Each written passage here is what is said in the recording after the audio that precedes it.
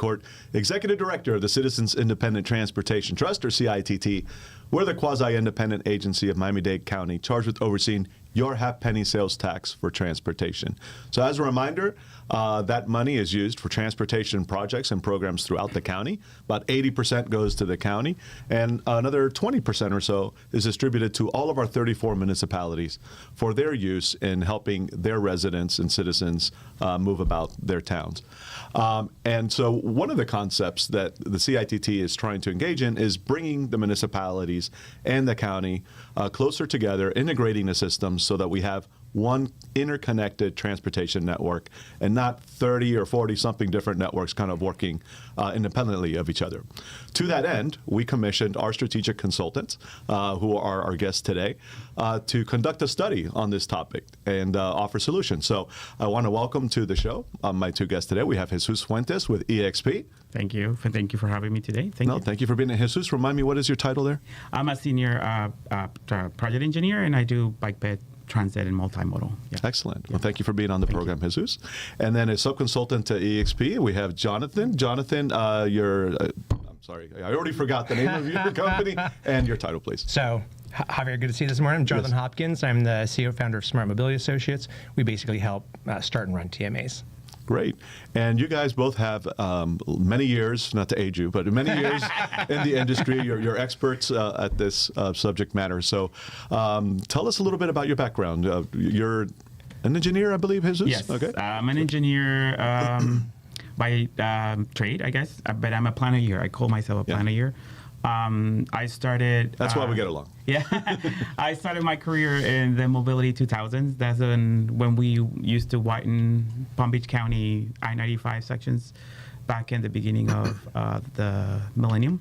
And then 10 years ago, I started doing the bike bed infrastructure that started to come from Washington. And I did the first bike lanes, one of the first bike lanes in Broward County. Cool. And then it was the first complete street designed by FDOT, and then the first roundabout designed by FDOT, and then I did a bunch of mobility projects all over Broward County and also in Palm Beach County. And then... was that working with FDOT or you were a consultant too? No, I was a consultant as well. And then after that, I came to work in-house at the Miami-Dade TPO as an in-house consultant, augmentation of their staff. And I've, been grateful to be there and learn a lot and do a lot of things. But my expertise is mostly about bikes, transit, connections with that, bikes and trains. Multimodal, yeah. So, awesome. Yeah. And Jonathan, tell us about your background. Yeah, so interesting. I'm originally an Army veteran, but Thank you for your service, sir. Appreciate it. I'm here because at 5 years old, I wanted to be a city bus driver for Pierce Transit in Tacoma, Washington. Didn't we all? Right. It's either a train operator, bus driver, or firefighter, I think. Pierce Transit is also everybody's favorite agency. So I wanted to do that. So when I got out of the military, I ended up working at Uber, at Lime. I led Commute Seattle, which is probably the second largest TMA in the country, that had some really audacious And we'll talk stats. about what a TMA is. That's kind of our topic for today, but we'll get there. Go ahead. And so this is, just an exemplary public-private partnership that was able to add 100,000 jobs in downtown through partnership without adding any traffic. Wow. Which is just really stunning. So it sounds literally unbelievable, but it can be done. It can be done. And I also advocated for one of the nation's the second largest transit measure in the country that raised about $50 billion for sound transit. On the side, that was volunteer work. Since then, I ended up down in Miami, worked for Brightline for a couple of years as their VP of mobility, and then I started my own firm. So I get to do my favorite stuff. We have the honor of working with EXP on some projects. So that's what brings us here. Fantastic. So you already kind of opened the door to it, so we'll go straight into TMA. So Transportation Management Associations. It's a concept that has been around. As you noted, there are many cities throughout the country that have these organizations. We don't currently have any in Miami, but I believe we had one in Miami Beach many years ago. There are some examples I know in the state, such as in Palm Beach, right? Where you manage an existing TMA. So let's start with, so we commissioned the study, right? Given your expertise in these matters, we asked you to look into what are TMAs, how are they structured, what kind of services, project programs do they produce or run? And then, do they make sense here in Miami, and if so, where? So let's start off with, what is a TMA? For those who don't know, which might be most people.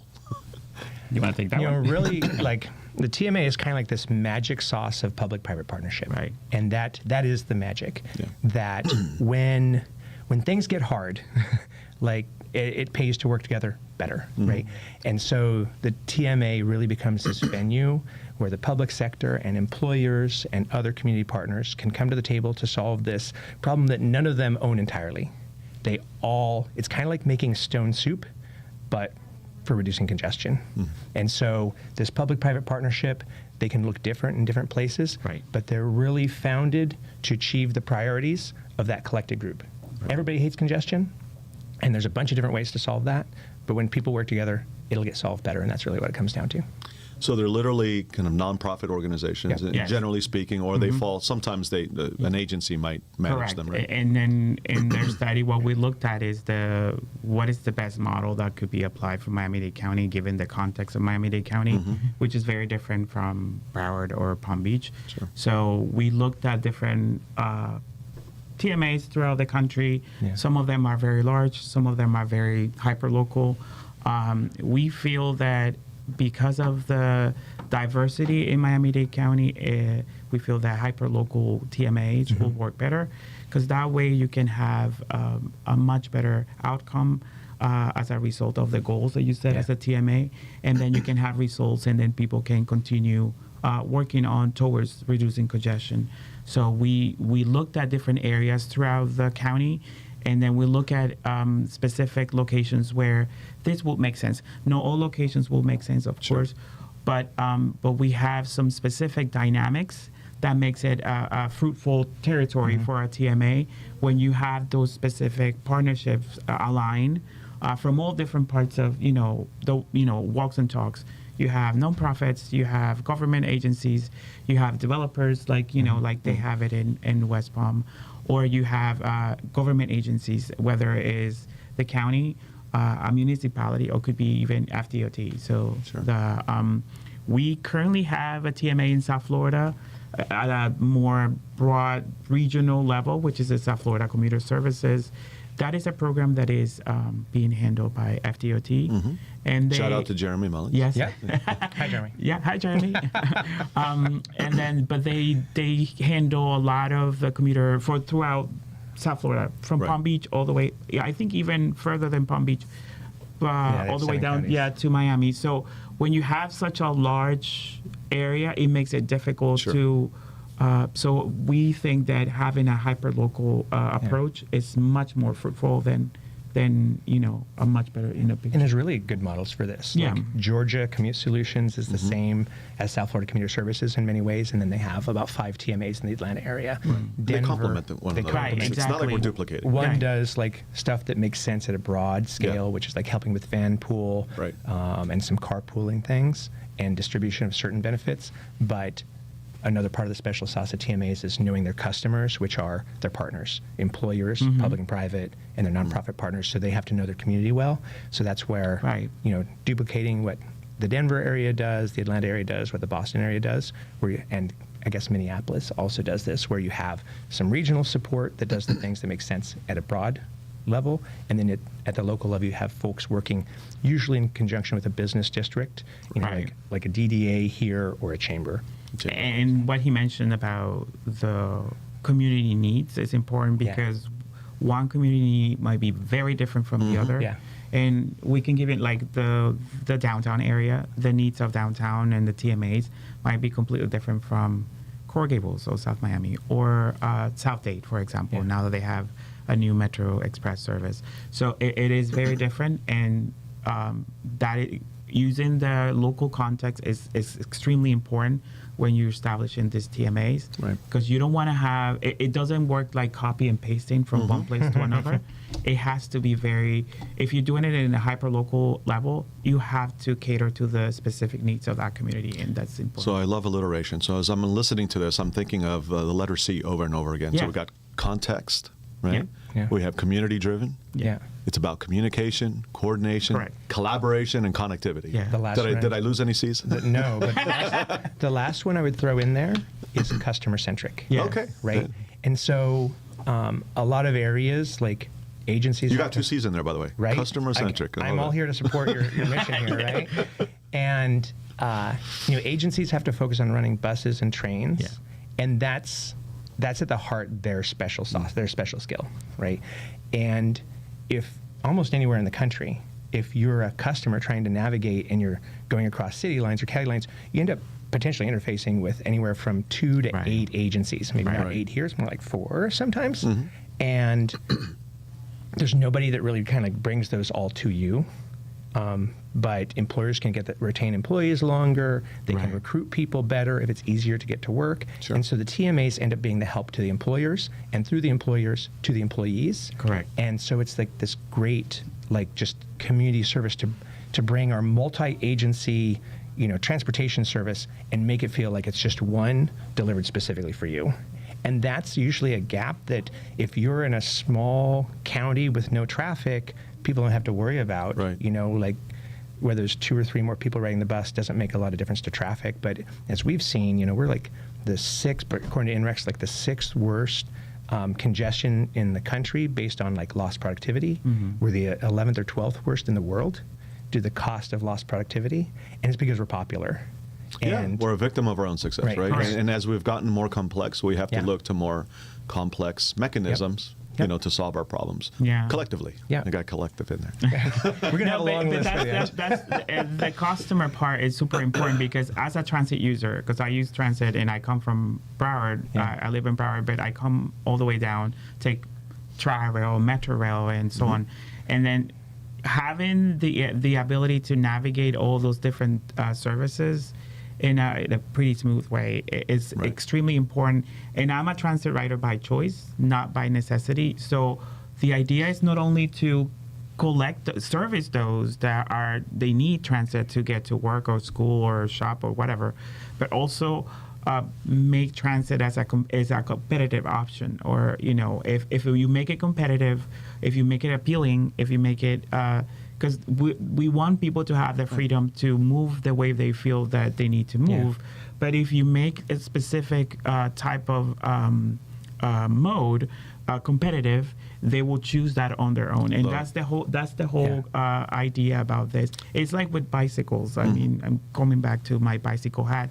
I constantly deal with bike lash. I like to use that word. Backlash. I haven't heard that. It's for folks who think that bicycles are not, a meaningful way of moving around. So you have to make that mode specifically useful. And if it's not useful, folks are not gonna decide to use it. By the way, I am keeping count. We've now added competitive, choice, and cycling. Yeah. We need a ding. Machine. Yeah. Like, ding, ding, every time we got a C in there. Folks, if you hear a C, drink, take a shot. It's a drinking game now. Man, they're going to be drunk in a matter of minutes. Now, Jonathan, you have practical experience in Yeah. actually running a TMA. Right. I think you worked at one in Seattle. As the executive director in and- Commute Seattle, okay. and now, And now Palm Beach. Tell us about those specific TMAs, what they did, and some of the results. Yeah, so I'm trying to think of which one we should start with first. So maybe we'll start with Commute Seattle. Seattle, like us in South Florida, was under a lot of pressure of growth. Amazon added 50,000 jobs to one downtown in America over less than a decade. And so luckily they'd already set up a structure starting in like 2006 locally, and then some like state rules that employers asked for help dealing with congestion because it's causing problems them getting their employees to work.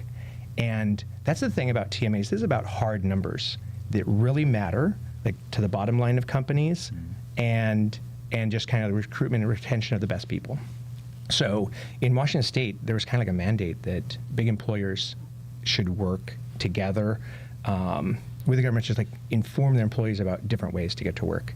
And so this work in Seattle was, Jesus ride bikes and rides transit out of principle, but he's a choice rider. This is all about getting choice riders. And those choice riders oftentimes have nice jobs in a dense area. And so the way to reach those people easiest is through their employer. Right. And I think of TMAs as like, you're an apple picker in an orchard, right?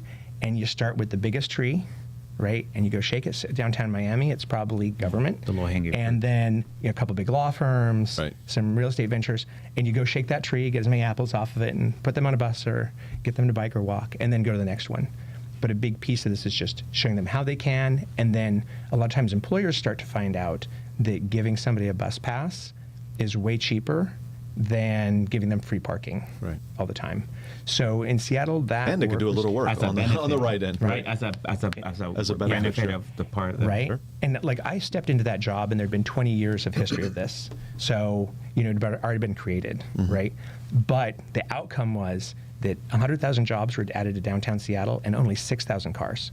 So 93% of the job growth didn't add congestion, to peak hour congestion. By There's- choice. Yeah. It's not and- like people were forced out of their cars, right? No. I mean, people will choose, like tech companies like Amazon and Microsoft offer free bus passes, right? And people will choose not to go to certain companies because they don't offer the benefit. Right. Yeah. And so part of that was the agencies having a beneficial product that if the employers are involved, they got, and if they involved all their employees, then they got this really beneficial discount. So we don't have like that long history of those programs that currently exist here. So then starting a TMA in Palm Beach County is pretty interesting. But we started out with voluntary companies to be involved in an initiative that South Florida Community Services, So, for example, who are some of those companies like that involved? Aramark, Kimley Horn, believe Related Aramark Group at is Palm big? Beach Atlantic, Related Ross, Good Samaritan Hospital. And so we had this pilot program with them and provided just 3 months of free transit and bike share access and free van pool. And then kind of the instruction how to do it. So we'd go to the employers and fit it within their culture of like, these are benefits for you. One of the most stunning things when I said it comes down, like it hits people on real important, like real hard numbers. Aramark found that their absences and people coming late to work went down 26%. Well, we had this pilot program. It didn't cost them anything to run this for 3 months. And then they found like their absences went down by 26% year over year, 19% quarter over quarter. And so they have like their national team comes and checks numbers and audits sometimes. And they're like, how did you not lose anybody? Because people get fired if they miss 7 days of work. How did you not lose anybody during this past quarter? And they said, well, it seems like we had this program and people, when their ride fell through, they had a backup or they just switched and started taking the bus or whatever. And it was more reliable because some people have their car break down. Like, and so this helps with employers because it cost them $2,500 every time they had to get a new employee. And so as soon as the program ended, they lost 7 people. And so that shows how recruitment retention and bottom line numbers, it really matters. And it also matters to employees. We have one of the highest, like South Florida is the highest cost of transportation plus housing together as a share of our income in the country. Yep. And so if you can help somebody go from 3 cars to 2 or 2 cars to 1 or 1 to 0, that's Right. like nearly a 20% pay raise. Right. And, Which they can then put towards housing and or I ask something, people, like, that's raise your not hand if you affordable. don't want a 20% pay in my raise. case, in my household, Yeah. my wife and I only have 1 car. I don't have Yeah. a car, so I take transit Yeah. everywhere I go. Sure. Um, Save a and- ton of money. And because my house is equidistant from Brightline and Tri-Rail, Yeah. if I'm urgently wanted to go somewhere, I take Brightline. But if I can, just Yeah. relax, I take Tri-Rail. So it's about making it competitive for folks, making it the option. And listen, people like to focus on the shiny things. Yeah. I've said this a lot in previous shows. And shiny things, cost a lot of money. And Yeah. particularly, and when you have a lot of money, sure, throw money at a Right. big project, build out $1 billion transit take a line. lot of time. That's great, and take a lot of time. And those still need to be done. Yeah. But in the meantime, it's much more cost effective, particularly in lean times, to focus on getting people to use what you already have. Correct. Right? Right. It's there for Yeah. the taking. Let's make it attractive. Let's encourage people to use it. Let's promote it. Right? These things cost very little and have a huge return on investment. Yeah. And yet, for some reason, we don't focus enough on that. We focus, we spent a ton of money on these big projects and not enough on the small things. And I feel that TMAs can also help with the cultural acceptance of transit. Right. Move that as- stigma. Yeah, because as my parents, they're boomers and they were raised that you have to have a car. to be successful, I don't know if your parents were told you that you had to have a car. When I told my mother that I was getting rid of my car, she was like, "Oh my God, what I do? What did I do wrong with? What did I do wrong with as a mother? I failed." So it's about changing the conversation, because a lot of, especially here, not so much up north, when you like in cities like Boston or like New York or Philadelphia, where you have transit is more acceptable. Sure. But here it's Northwest is the same, different mindset. It's here. There's like a stigma. If you ride the bus, Right. you're less than. And then I feel that that's not the case. I remember before COVID, when we used to have the e-bus from the Fort Lauderdale station all the way to downtown, that was on the express lanes. It was everybody that was on suits and they were doing work, and then it was regular people that you would not necessarily see on a bus. So that image is important to showcase that it's normal to ride a bus. It's not something dirty or. And I'm wondering, is there something about Miami in particular that, because we have such a large population of immigrants who come here with very little, and the first major purchase that they can make, that kind of shows that they've made it, right, is a car. Maybe they can't own that home yet, but damn it, I got that car. Yeah.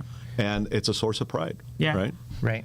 And that's what I'm saying, that if for the TMAs to be successful here in Miami-Dade County, that cultural aspect that is very unique to Miami-Dade County, and it's more so prominent than in Broward and Palm Beach, has to be dealt with, and it has to be an important component of the roles of the TMA.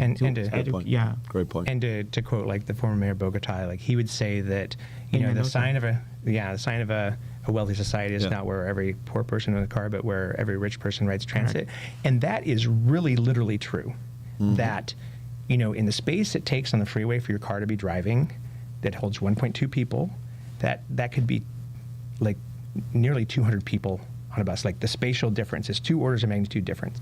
So when you get more folks to ride, like Metro Rail and Metro Mover used to haul 120,000 people a day. And when you move that many people without their cars, then you have more space for actual business activity. You don't have to have as many parking decks, and you can have just more space for adding jobs. And that means that you get more taxes, because there's more tax intensity from those areas. Right. Not a higher tax rate. I'm not saying a higher tax rate. You might have a lower tax rate, but you get more businesses that pay taxes in the same amount of space. You get more residences that pay taxes in the same amount of space. And so that is like, Metro Rail is busy, but again, it used to haul 120,000 people in the late, 2015, 16, 17. And so a program like a TMA, one of the jobs is really a ridership program that brings everybody together and say, hey, we all win when more people are on the train. And so it's not just about DTPW changing culture. It's not just about me and Jesus changing culture.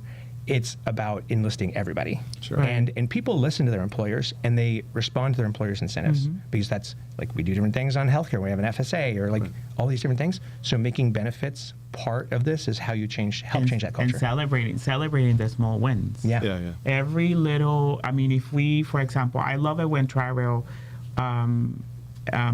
celebrated the last fiscal year was the highest ridership that we have ever had. And I've taken Tri-Rail since I was a teenager. So, and I've seen the changes from from Tri-Rails from the the late 90s, early 2000s to now. It is a very different type of services, and I can say that it is, in my opinion, is a well-run service. So celebrating. Shout out to David Deck and his team. They do a great job at Tri-Rail. If we need to celebrate those, we need to celebrate that transit is successful, because transit typically is not here to make money, and then I don't. It's here to make other people able to make money. Money. So It's a public good. It's a public good. So I feel that having that, and having that ability to celebrate those wins is extremely important for as a transportation system to be successful. So I think we've sold everybody on the TMAs and all the great things they can do. And so, okay, what does that mean for Miami-Dade County?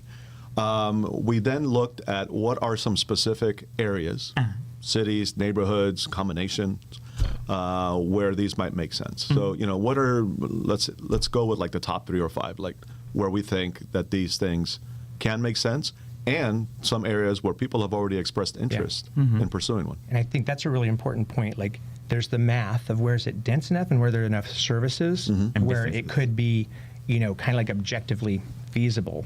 But it only works Right. if you have a combination of the math and the passion of some local leaders, whether in a Right. chamber or an elected or somebody else. Like if you have the numbers but no passionate leadership, not gonna happen. then nothing's going to get solved. Sure. If you have passionate leadership but not the numbers, you don't have options. And so another thing to think about is any place where there's eds or meds, those institutions that have campuses, Yeah. they, for every car they don't have, they can have more space for surgeries or more space for things that people pay for. and so they influence so much of people's lives that go to those facilities.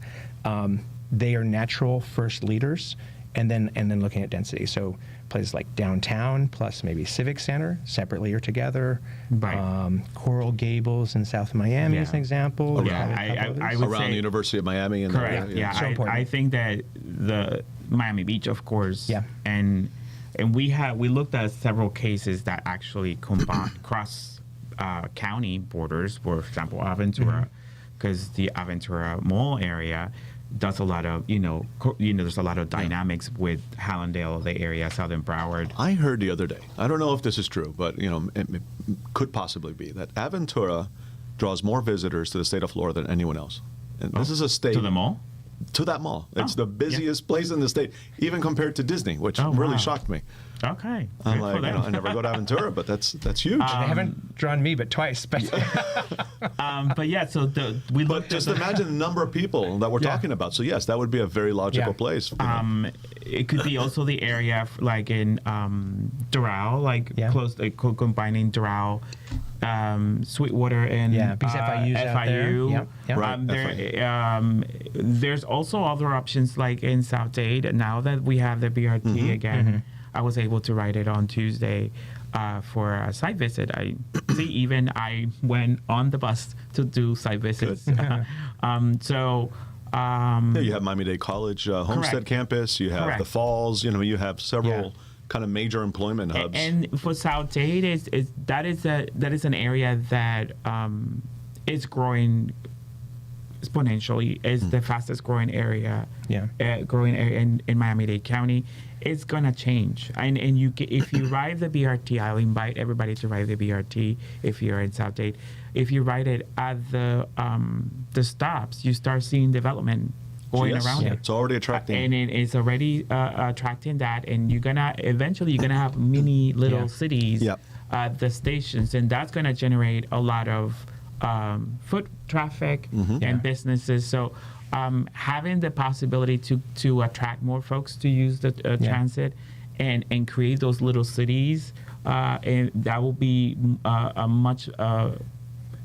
It will benefit the economic prosperity of those locations down south. Multiple ones, right? Because it's obviously, if we're going to grow, where do you want to grow? Right. You want to grow along transit lines Right. for multiple reasons.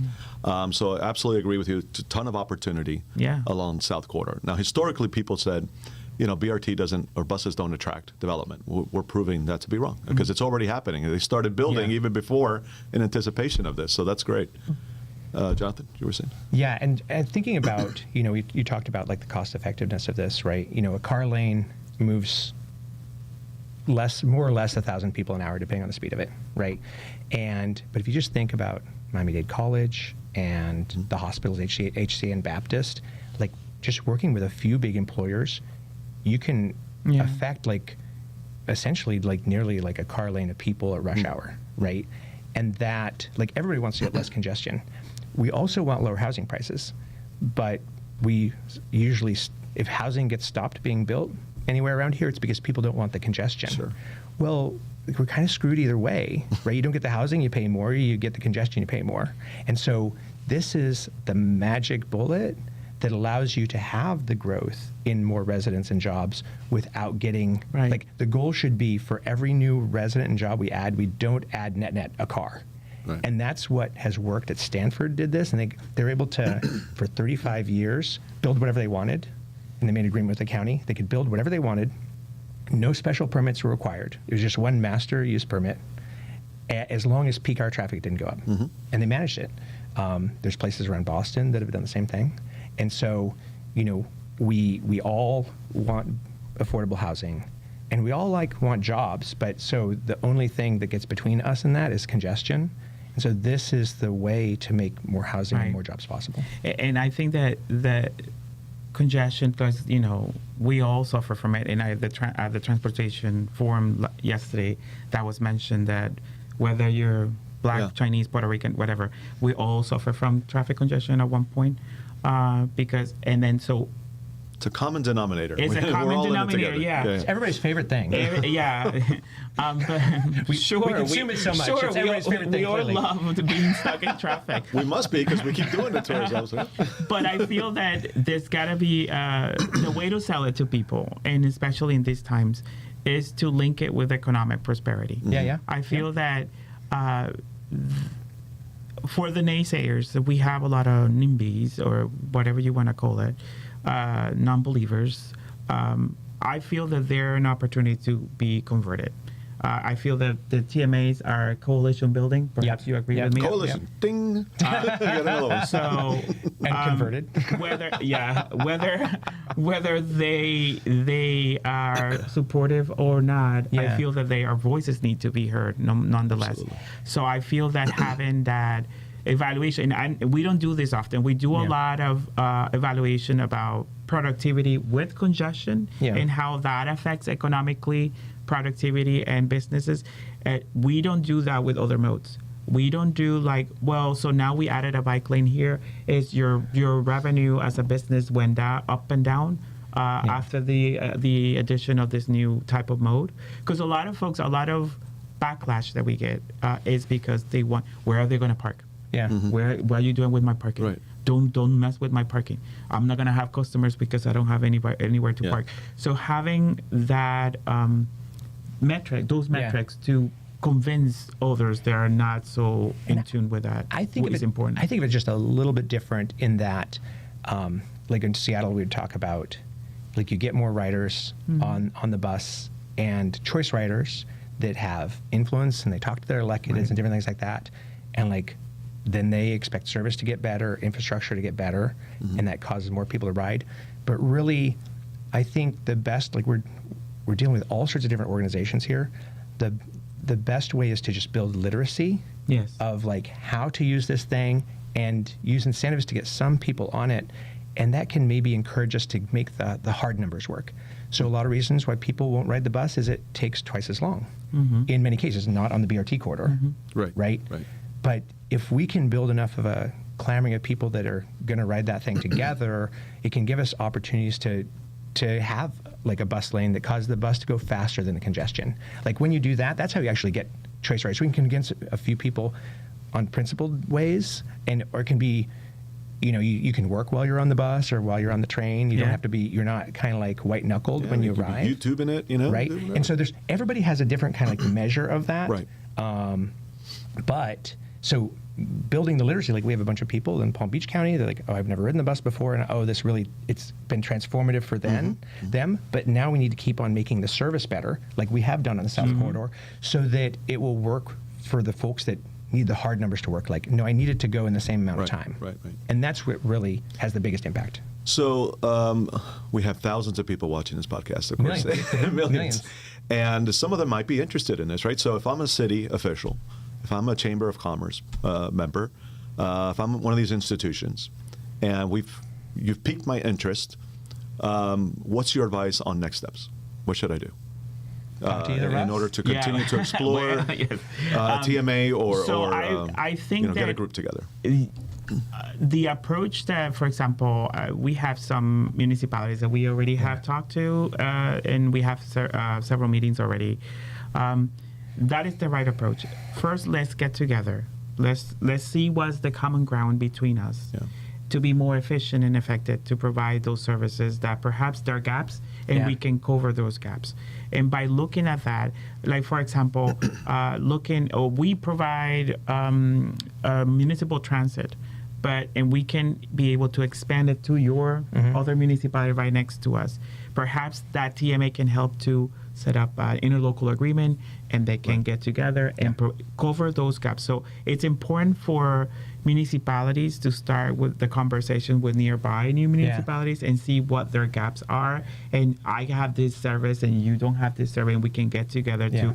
Because ultimately, we're not isolated. We're, we all a happy family, Miami-Dade County family. So we have to work together to make sure that everything works. And our citizens and our residents and our visitors are not, contained within those to one- municipal yeah, boundaries. exactly. Right? I live here, I work there, I study there, I shop here. Correct. So having that conversation is not hard. So in West Palm Beach, where we started WPBGO, the West Palm Beach Mobility Coalition, it was like late 2022, early 2023. I think the biggest differentiator along the lines of what you said is that was started because a head of the DDA, somebody from Related Ross, and somebody from the chamber thought it was a good idea. And, government's job is to come up with good ideas, but what will set it apart is when you have visionary leaders that are cross-sector. Yeah. And if it's just government that's leading the charge, then it becomes just another, it's another government agency, and you lose some of the special sauce. I'm not saying it's not useful, but it's really key to find a major employer or a chamber or a DDA or something that shows a champion, and ideally champions from a couple different sectors, because that is the definition of the special sauce that makes this possible. Because there's not a lot of places where we bring government and the private sector and where they get behind all the oars together. Right. And this sort of option is exactly that. And like in West Palm Beach, we meet monthly with all the stakeholders that fund the organization, public and private, includes all of our transit and transportation departments and agencies, city and county, and a bunch of private sector folks. And like the first time we met, it was going to be 60 minutes every other month because it's a small city in West Palm Beach. And folks said we need to meet more often, it needs to be longer, which nobody ever says that. But it was the engagement that they were hungry for to solve problems together, problems that we see every single day, and all fighting from our corners wasn't getting solved. And 2.5 years later, they're still doing the same thing. So that's been really kind of like just stunning to see. And you can see that they're hungry for it. We're not making them show up. And one other thing that I think would be helpful, and it's kind of the role we're playing, is a facilitator, right? And so we're not necessarily providing the service, or we're not, one of these stakeholders per se, but we think it's a good idea, and we're happy to bring and convene people together. So if you're out there and you're interested in exploring a TMA for your community, reach out to our organization, CITT, and we'll be happy to have a conversation and to get some of you together to see if it's something that makes sense and that we want to explore. It may not be, right? This isn't for everyone, as you said, but we do believe there's plenty of opportunity out there. It provides an enormous ROI. We didn't talk about how much it costs to set up one of these TMAs, but it's negligible practically. You have different levels, and depending of the type of involvement that you want to establish, but it depends. We're talking about a few $100,000 at most, right? I mean, this is really not a lot of money. And in the first year, way less. Just to get and because there are so many partners, right? Everyone just has to put in a little, and it adds up. So great. If people want to learn more about EXP and smart cities. Smart Cities. Did I get this? Smart Mobility Associates. I know I got it wrong. Where should they go? Well, you can go to exp.com and learn about us. We are a 4,000 employee company. Wow. So we do everything from mining to transportation. So whatever you need, we're here. We're here. We just learned some new things today. I didn't know that. So if you need me, I mean, if you need anything with regards to either TMAs or bicycles or Vision Zero, which is in my other passion. So important. We'll have you guys back on the show for those other topics. Of course. Then for me, if we've set up a TMA in West Palm Beach called WPBGO. So the easiest email address to remember is just go@wpbgo.com. And my team can answer that, so you can find out anything about how we did what we did. It's been successful so far, and it's helped be an inspiration for this work down here through great partnership with so many good people working on this. Yes. And I would also encourage you to visit our website, miamidade.gov/CITT, where you will find the TMA study and recommendations produced by these gentlemen and their team. So, Yep. guys, we're out of time. I want to thank you for being on here. When's the sequel? This is a long time. When's the sequel? What are you Yes. doing tomorrow? I'm on a roll, man. I'm on a roll. Thank you. Thank you for everything you do in trying to improve our community. You're really making a difference. We appreciate So are it. you. Thank you. Thank you. Thank you. Thank you. Folks, thank you for tuning in. That is all the time we have here on this segment of Mobility Matters, but you can find us here every other Thursday from 9:30 to 10:30. We have a great list of guests in the near future, so make sure to tune in. I want to thank our partners in this endeavor, Miami's Community News, for producing the program in this lovely studio space. And yeah, that's